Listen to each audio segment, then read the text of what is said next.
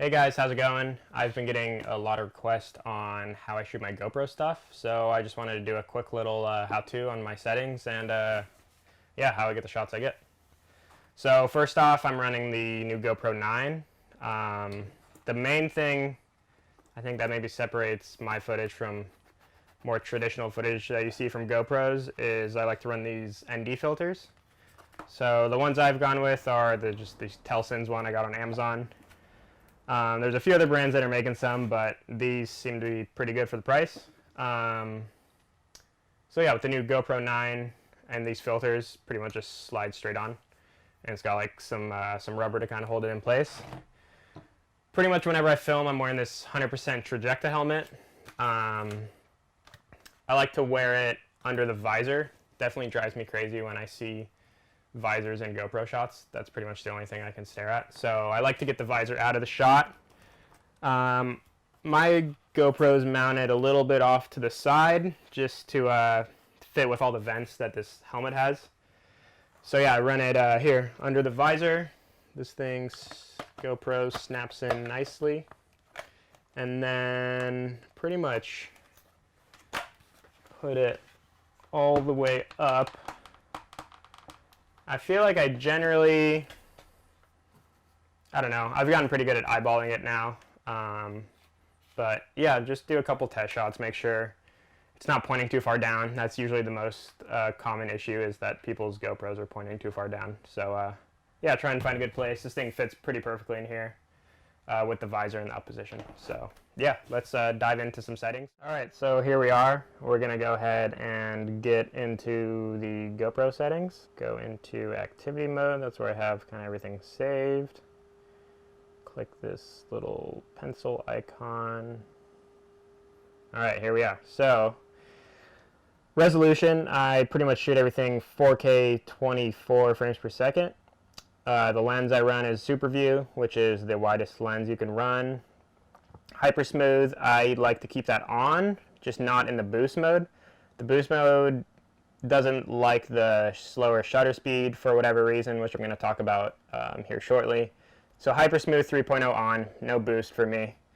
This is plenty stable for what I'm doing. Alright, scheduled capture, all that stuff off. Pro Tune, alright, so here is where most of my settings, I guess, kind of make a difference. So bitrate high, that gives you a little bit bigger file size, a little bit better quality. So yeah, if you're not super worried about tons of data being used, go ahead and keep the bitrate at high. Shutter speed, this is the reason I run these ND filters on the front, so I can get my shutter speed lower, which gives it that nice motion blur that I think is what a lot of people are curious about. So with these ND filters, that essentially lets you lower your shutter speed during the day, therefore kind of giving you that extra blur.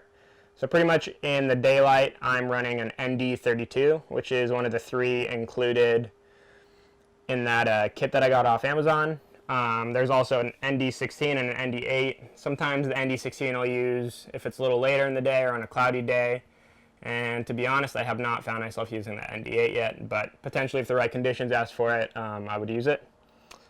White balance, 5500.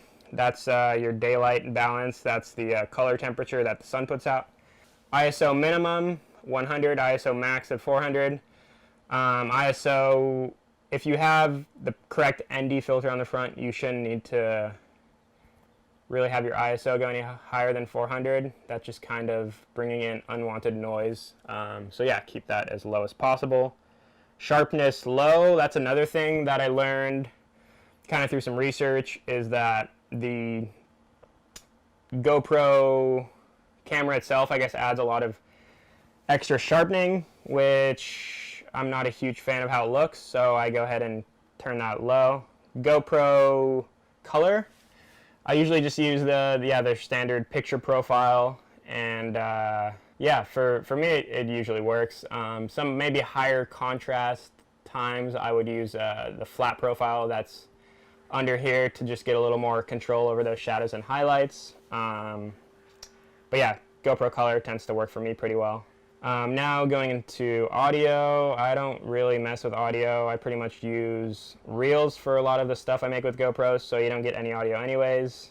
And so yeah, that's pretty much my GoPro settings. We'll go into the app now, and I'll kind of show you how I import my footage into the app and edit it from there.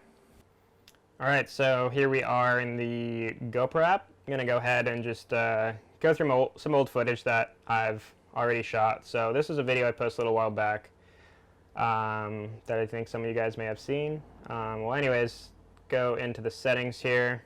So GoPro has some nice filters in their app that I like to use. I tend to kind of go between the cine or keel, and then you can use the slider bar to kind of adjust how much intensity you want from each filter.